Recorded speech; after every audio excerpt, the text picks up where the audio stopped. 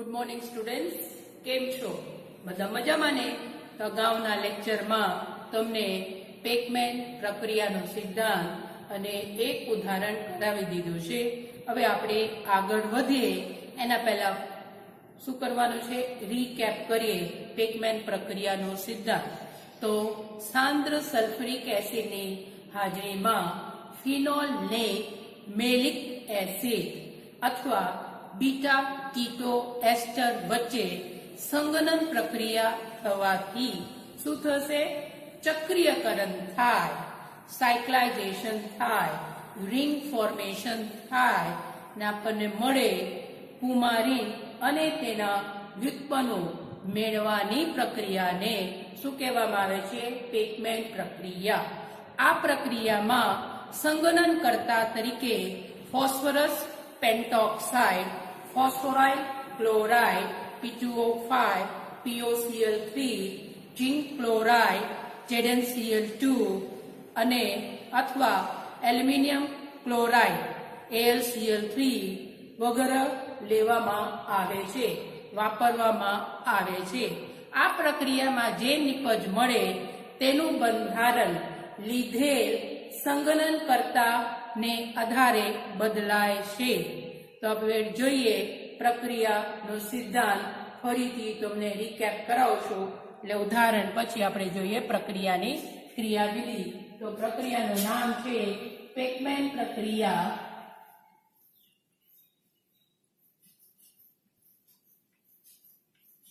પેકમેન પ્રક્રિયા અથવા એને કહેવાય પેકમેન સંકલન પ્રક્રિયા. પેકમેન સંકલન પ્રક્રિયા અને લાસ્ટ પ્રક્રિયા છે પેકમેન પ્રક્રિયા અથવા પેકમેન સંકલન અથવા સંગનન પ્રક્રિયા.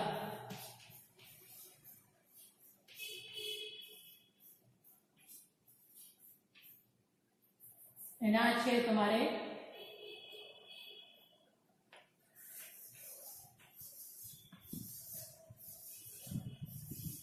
બરોબર. ક્રમ છે 6. લાસ્ટ પ્રક્રિયા છે. તો આ પ્રક્રિયામાં આપણે શું લેવાનું છે? ફિનોલ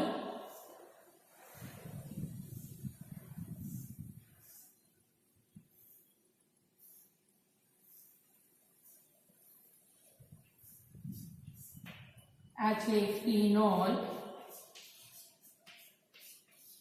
કોના સાથે પ્રક્રિયા કરવાનું છે?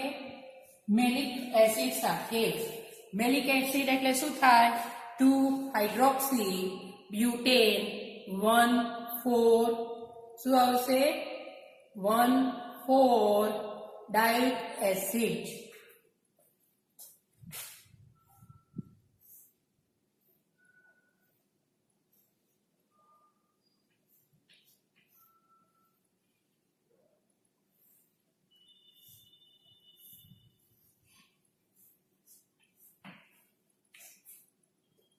તો આ છે COH,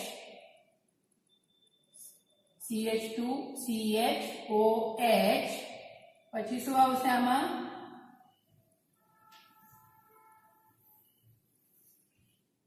OH double bond O. બરાબર. તો આ છે COH, CH2, CHOH, COOH. તો આ ક્રિયાશીલ આપણે લઈએ, આ મેઇન ક્રિયાશીલ. તો આ થાય 1, 2. બીજા ઉપર શું છે? હાઇડ્રોક્સી, એટલે એને કહેવાય 2 hydroxy.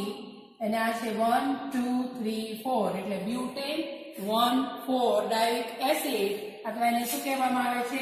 મેલિક acid. Malic acid.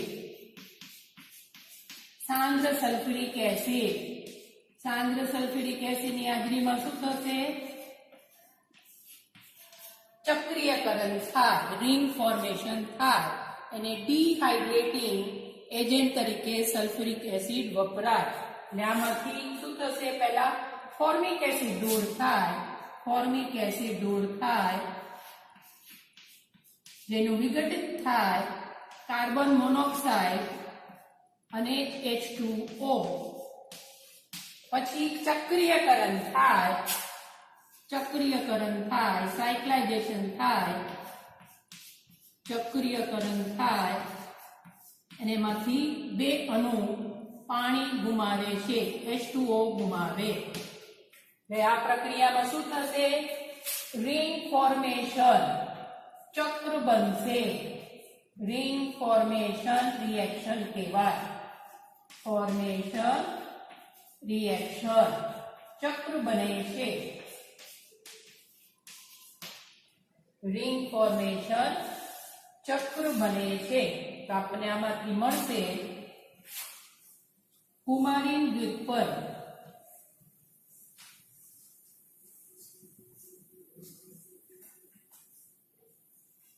Phenol ઉપર લ્યો તો ઓક્સિજન ઉપર આવશે, અને તમે ફિનોલ નીચે લ્યો તો ઓક્સિજન નીચે આવશે.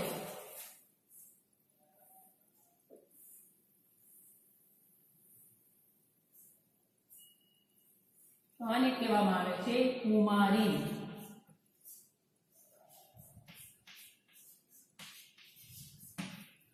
આપણે જોયા ફિનોલ ને મેલિક એસિડ સાથેનું સંગનન, વચ્ચે સંગનન પ્રક્રિયા, એમાંથી શું બને છે?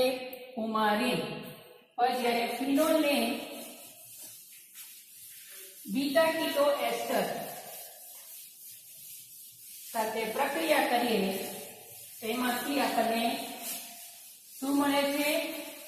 4 મિથાઇલ કુમારીન. 4 મિથાઇલ કુમારીન.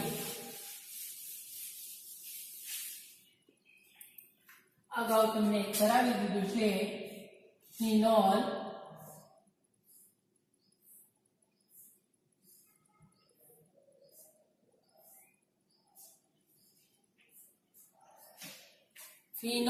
અને બીટા કીટો એસ્ટર વચ્ચેની પ્રક્રિયા. ફિનોલ વત્તા બીટા કીટો એસ્ટરમાં આપણે લેવાનું છે ઇથાઇલ એસિટો એસિટેટ અથવા એસિટો એસિટિક એસ્ટર.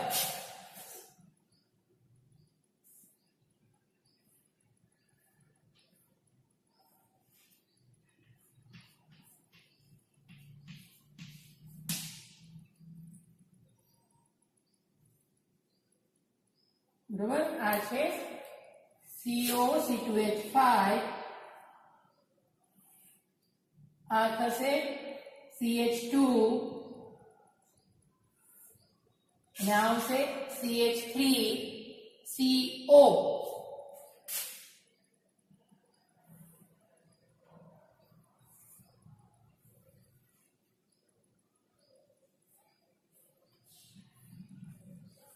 બરોબર, તો આ છે CO. શું છે આ?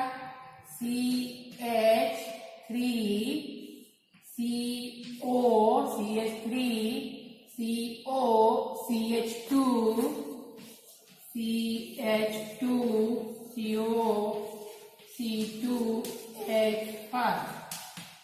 બરોબર, આ છે C2H5. હજી આપણે લખીએ હોય તો વ્યવસ્થિત હજી તમને કરી દઉં.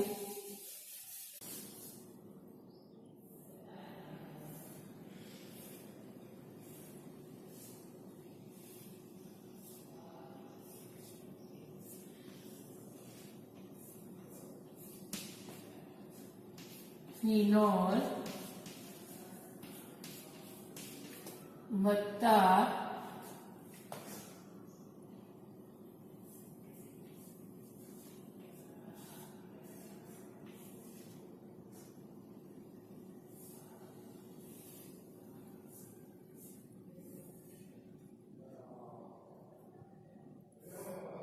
CH2 બરોબર, CH CO2H5 C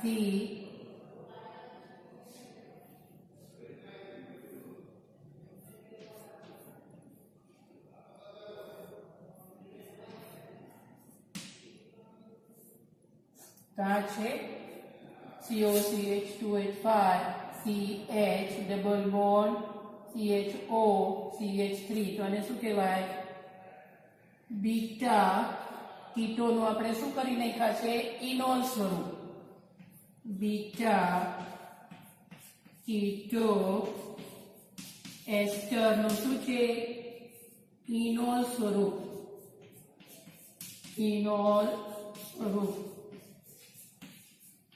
આનું નામ છે ઇથાઇલ એસિટો એસિટેટ અથવા એસિટો એસિટિક એસ્ટર સાંદ્ર સલ્ફ્યુરિક એસિડ સાથે ની હાજરીમાં સંગનન કરવાનું છે આમાંથી C2H5 OH અને H2O દૂર થાય ચક્રીયકરણ થાય એટલે આપણને મળે 4 મિથાઇલ કુમારીન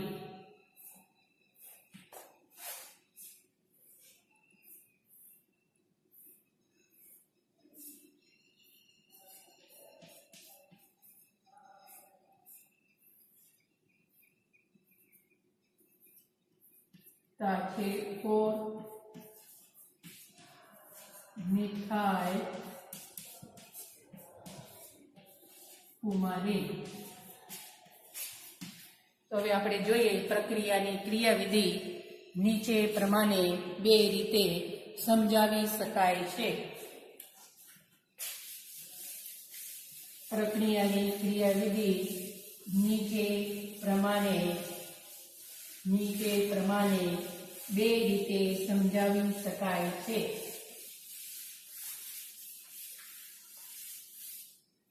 પ્રક્રિયાની ક્રિયાવિધિ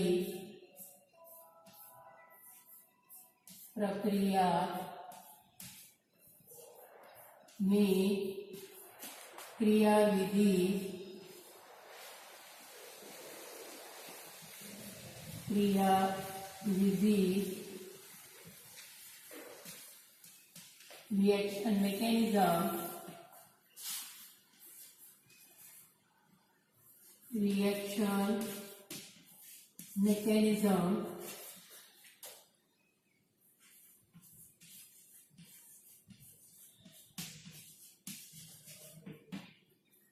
નીચે પ્રમાણે સમજાવી શકાય છે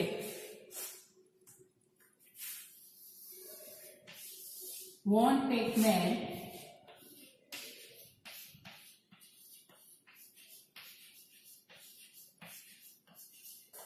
1884 માં એમ કીધું છે જે મેલિક એસિડ હોય મેલિક એસિડ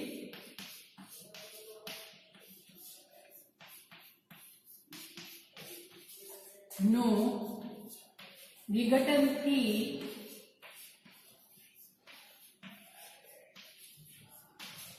સાંદ્ર સલ્ફ્યુરિક એસિડની હાજરીમાં વિઘટનથી ફોર્મિક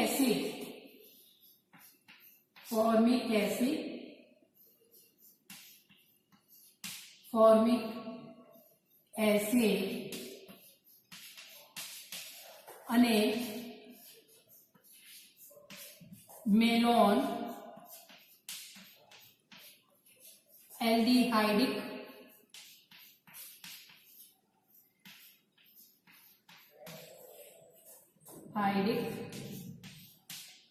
એસિડ બને છે ને આ ફોર્મિક એસિડનું આ જે ફોર્મિક એસિડ બને ફોર્મિક એસિડ શું થાય વિઘટિત થાય ફોર્મિક એસિડ વિઘટિત કાર્બન મોનોક્સાઇડ અને H2O માં થાય છે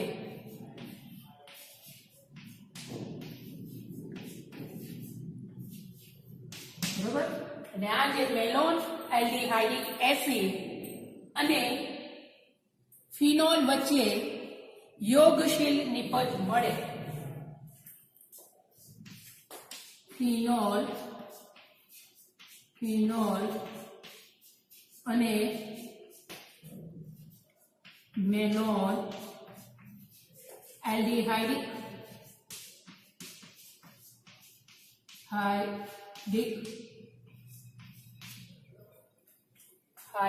એસિડ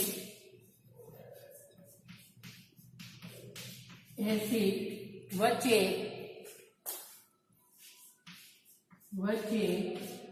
યોગશીલ પ્રક્રિયા થાય અને યોગશીલ નિપજ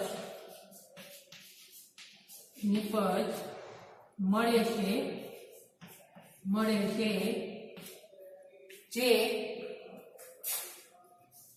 જે બે અણુ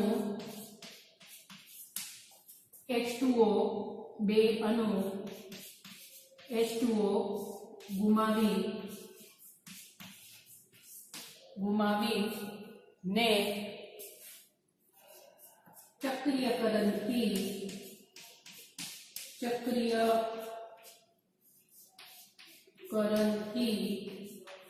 શું બનશે?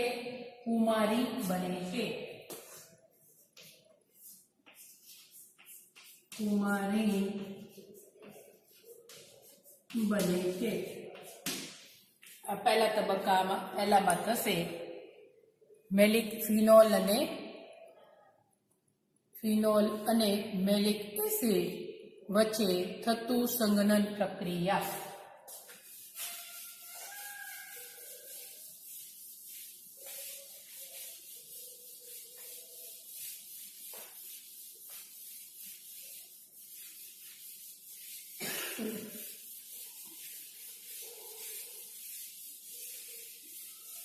તો આપણે જોઈએ ફિનોલ. આપણે લખ્યા છે ફિનોલ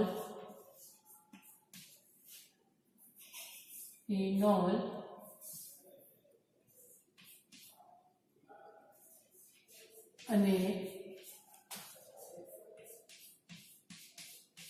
મેલિક એસિડ વચ્ચે થતું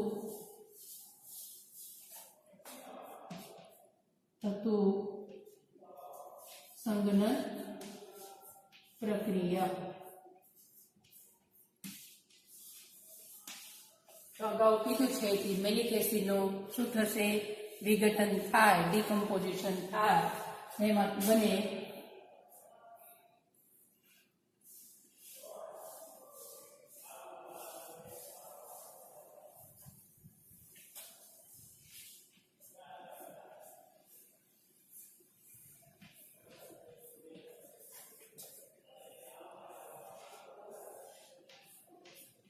તો આ છે મેલિક એસિડ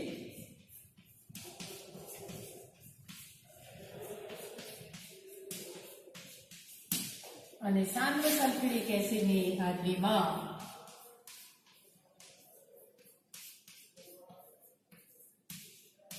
શું થશે? વિઘટન થાય, ડિકમ્પોઝિશન થાય. ડિકમ્પોઝિશનમાં શું થાય કે આ જે પાઇબન અહીંયા જે ઇલેક્ટ્રોનિઝમ છે એ ઓક્સિજન મેળવે એટલે માઇનસ થાય ને બેક બોન્ડિંગ થાય. એટલે આ ઇલેક્ટ્રોન અહીંયા આવશે. શું થશે? અહીંયા ડબલ બોન્ડ થાય. અહીંયા ડબલ બોન્ડ બને આ કાર્બન છે આ ઇલેક્ટ્રોનિઝમ લઈને દૂર થાય. અહીંયા શું આવશે? આ ઇલેક્ટ્રોન દૂર થાય તો અહીંયા ચાર્જ બનશે માઇનસ અને અહીંયા શું છે? માઇનસ. બરોબર? અને અહીંયા થાય પ્લસ. તો આ પ્રોટોન છે આ કાર્બન મેળવે એટલે એમાંથી બને ફોર્મિક એસિડ HCOOH. શું બનશે? Formic acid. ફોર્મિક એસિડ વત્તા અહીંયા ડબલ બોન્ડ બનાવે ઇનોલ છે એટલે એનું કીટો બને એટલે શું થાય CHO શું બનશે OH C પછી આ જે છે આ એમને રહેશે CH2COH આને કહેવામાં આવે છે મેલોન એલ્ડિહાઇડિક એસિડ મેલોન અહીંયા CHO હોય તો એને કહેવાય મેલોન ડાયએલ્ડિહાઇડ તો એસિડ છે એટલે આને કહેવામાં આવે છે મેલોન એલ્ડિહાઇડિક એસિડ હાઇડિક એસિડ ના ફોર્મિક એસિડ નું હજુ એનું વિઘટિત થાય ને એમાંથી બનાવે છે કાર્બન મોનોક્સાઇડ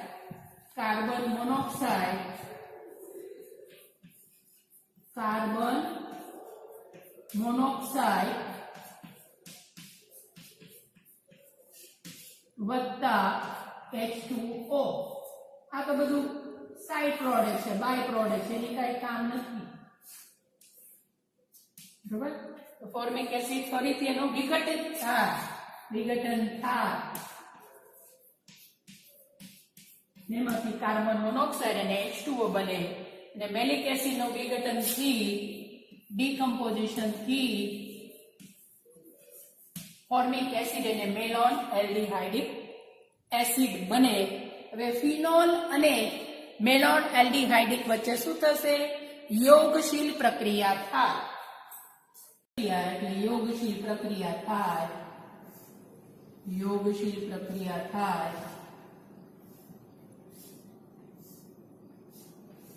OH આ છે ફિનોલ વત્તા શું આવશે COH C double bond O H O CH 2 CH બરાબર ડબલ બોન્ડ O આ છે મેલોન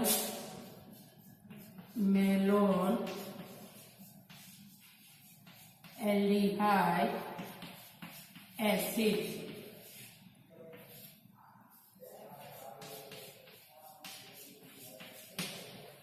અહીંયાના જે હાઇડ્રોજન છે ઓર્થો સ્થાન ઉપર જે હાઇડ્રોજન અહીંયા છે બતાવવા માટે એટલે શું થશે કાર્બન અને ઓક્સિજન વચ્ચે વધારે વિદ્યુત ઓક્સિજન છે પાઈ બંધ ઇલેક્ટ્રોન કોણ મેળવશે ઓક્સિજન તો કાર્બન ઉપર આંશિક ચાર્જ આવે પ્લસ ઓક્સિજન સાથે આવે માઇનસ બરોબર અને આ ઇલેક્ટ્રોન આ કાર્બન સાથે જોડાય અહીંયા ચાર્જ આવશે માઇનસ અને આ પ્રોટોન છે ઓક્સિજન સાથે જોડાય આ છે ઇલેક્ટ્રોફાઇલ અહીંયા માઇનસ ચાર્જ હોય આ ન્યુક્લિયોફાઇલ બને બેન્ઝીન ચક્ર છે એ શું છે એક પ્રકારના ન્યુક્લિયોફાઇલ કહેવાય પાઈ બંધ ઇલેક્ટ્રોનો એ ન્યુક્લિયોફાઇલ જ કહેવાય તો આ કાર્બન છે ઇલેક્ટ્રોફાઇલ તો એક પ્રકારના ઇલેક્ટ્રોફિલિક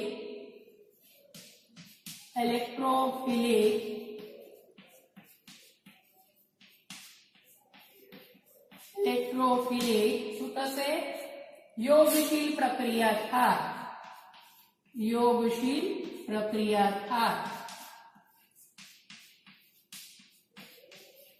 આ બેન્ઝીન ચક્ર એને ન્યુક્લિયોફાઇલ કહેવાય પાઈબંધ ઇલેક્ટ્રોન છે આ પાઈબંધ ઇલેક્ટ્રોન આ હાઇડ્રોજન અહીંયાથી દૂર થાય ઓક્સિજન સાથે જોડાશે એટલે આપણને મળે યોગશીલ નિપજ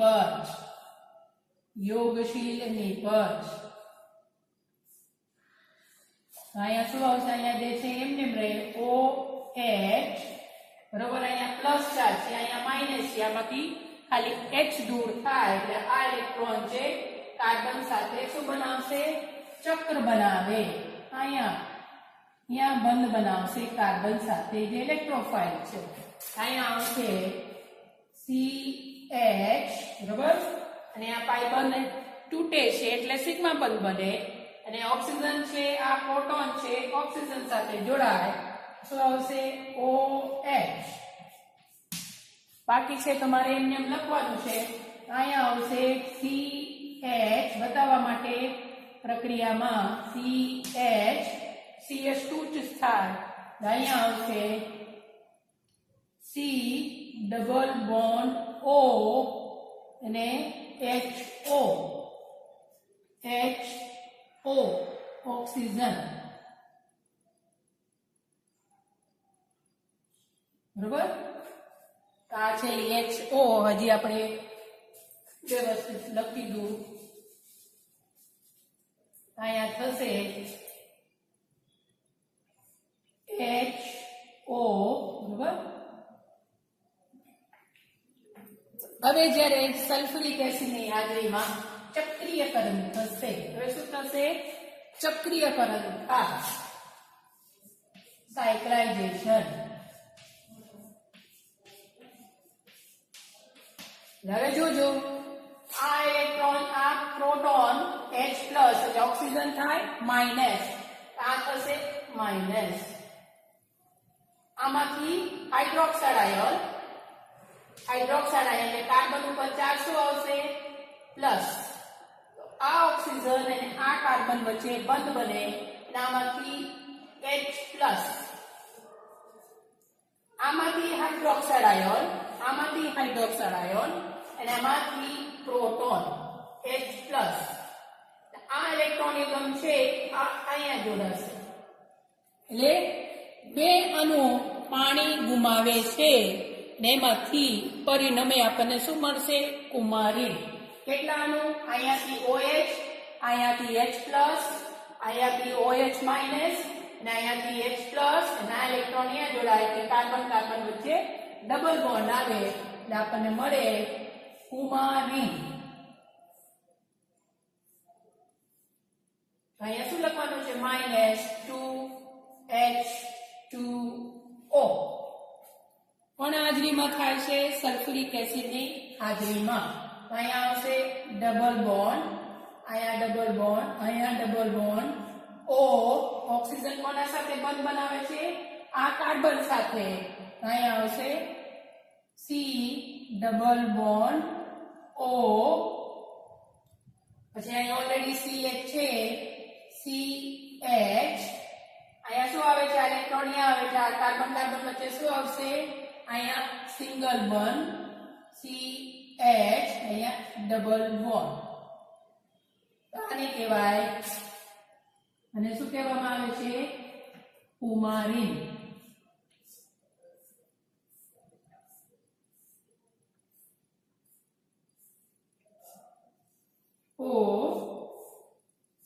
આપણે લીટી દ્વારા લખીએ છીએ ડબલ બોન્ડ O આને કહેવાય કુમારીન.